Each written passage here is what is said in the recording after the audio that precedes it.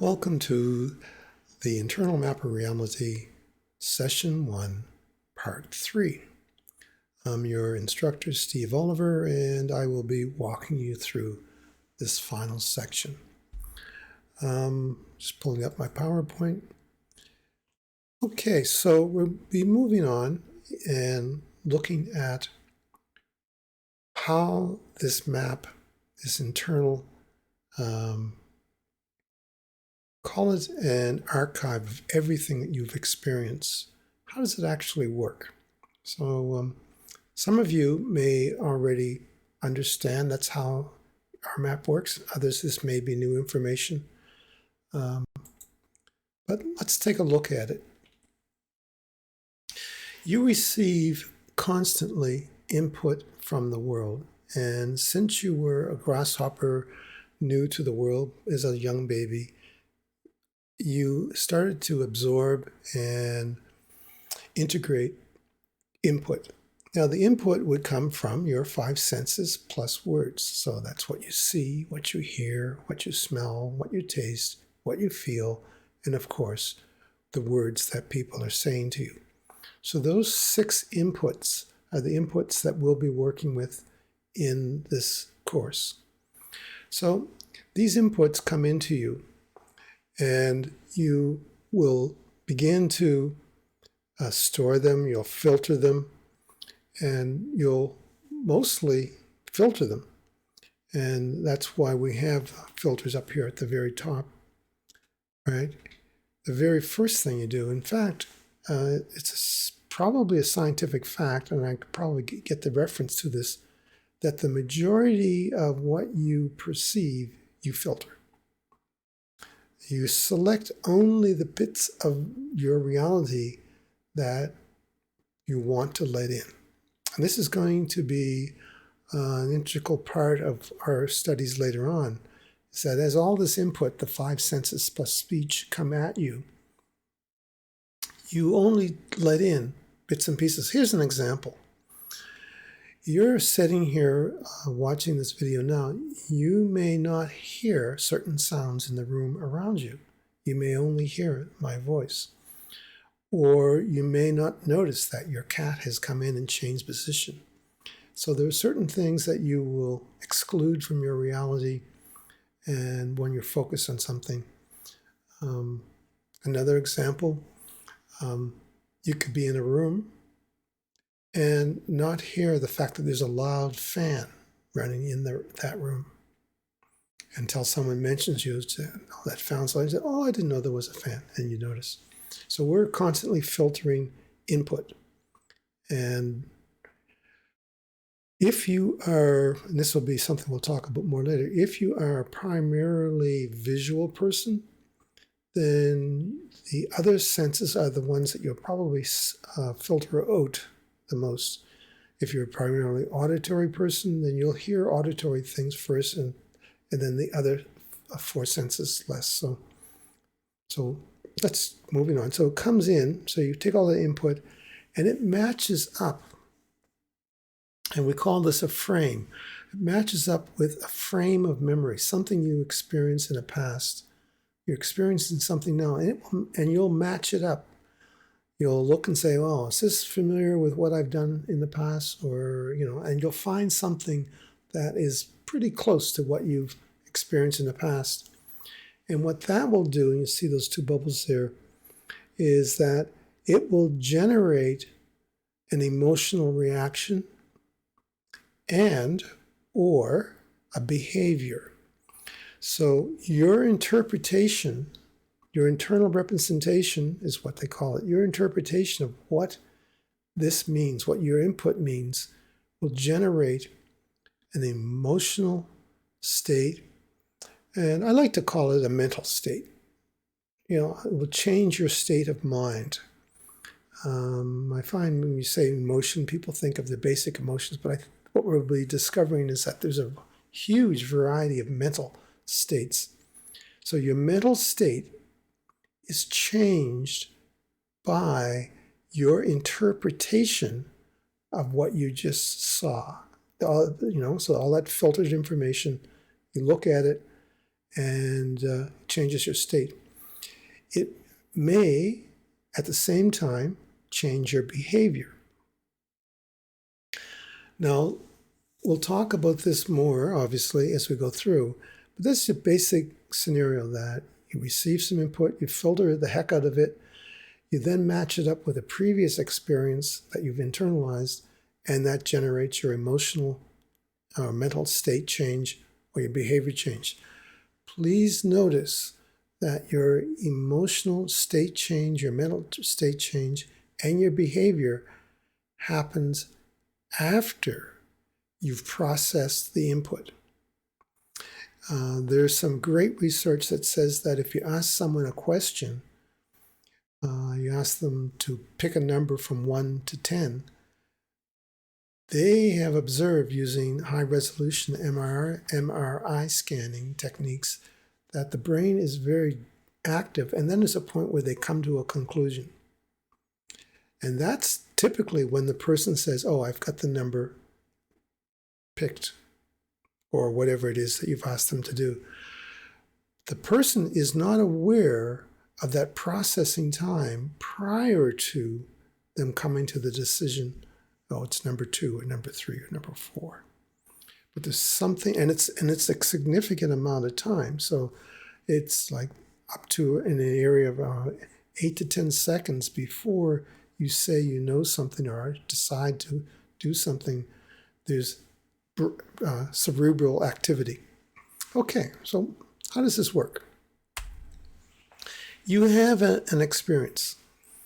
And here there's an image of someone sitting on the edge of a cliff with their arms open and looking at the clouds. So there's input. Now, for some of you looking at this may be a really warm, exciting, great experience and wishing you were there, sitting there looking out over the mountains. For others, kind of like myself, you're thinking, geez, I hope that person doesn't fall off the edge. You know, I'm a double earth sign type person, and I like to be grounded. So for me, I look at that cliff and I think, geez, I wonder if that person's safe there. You may have a similar feeling, but that experience then for you and that individual in the photograph begins to make a meaning, begins to have a meaning. So we assign a meaning to whatever the experience is over time. So from the moment you were a grasshopper up till now, you've been having experiences, assigning meaning to them and putting it in your memory. This is called an internalized response. So in this example, you may have seen that picture of the person sitting on the edge of the cliff, and your internalized response might be, ooh, is it safe for that person to be there? And I'll be perfectly honest, that was my kind of response. That looks kind of dangerous sitting there on the edge of a cliff. I might be sitting further back. You, on the other hand, may have a different internalized response. You may have felt like you wanted to be there. You may have had the response of wanting to do a skydive. Whatever. It doesn't matter what the actual content is. What it matters is there's a process. You have an input from the world. You assign a meaning to it, and that meaning becomes internalized, memorized. And that's what then determines your mental state. Over time, what happens to these internalized responses is they become unconscious. You start to have these internalized reactions unconsciously.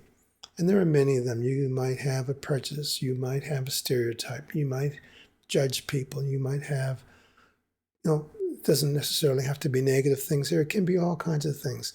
You can have a list of things that make you happy.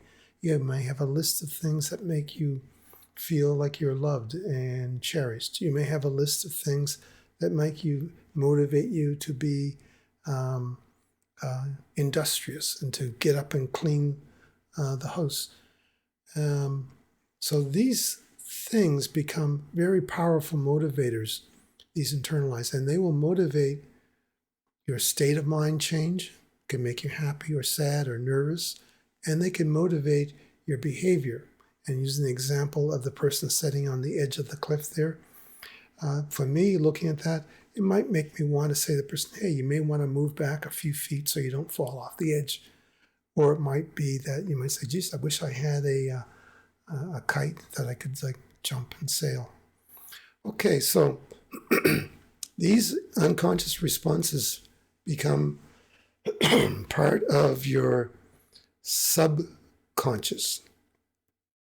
Now, I want to introduce the idea of subconscious because it's my current belief that the subconscious runs your internal map. The subconscious isn't the internal map itself, but it knows your internal map and assumes that that's what you want out of life. So your subconscious looks at your internal map, looks at all the things that you have experienced, looks at all the meanings that you have given things and how you've internalized it. And so that at any point in the present future that you come close to experiencing something similar, well, your subconscious is just going to save you some time and is going to give you that mental state and give you that behavior just to save time, you understand. So the role of the subconscious is to execute all of the instructions in your internal map. What we will learn is that the internal subconscious is huge. And most research that has gone on has said that your subconscious mind is really, up to around 80% of who you are. And your conscious mind is really only dealing with about, between 10 to 20%, somewhere in there. So there's a lot of great movies and so on about the subconscious. I like a theme, and I'll leave this with you. The theme about the 3 wishes. And for me, the subconscious is like the genie in the bottle, that you can approach your subconscious, i.e. the genie, and you can ask the genie anything, and you can make a wish.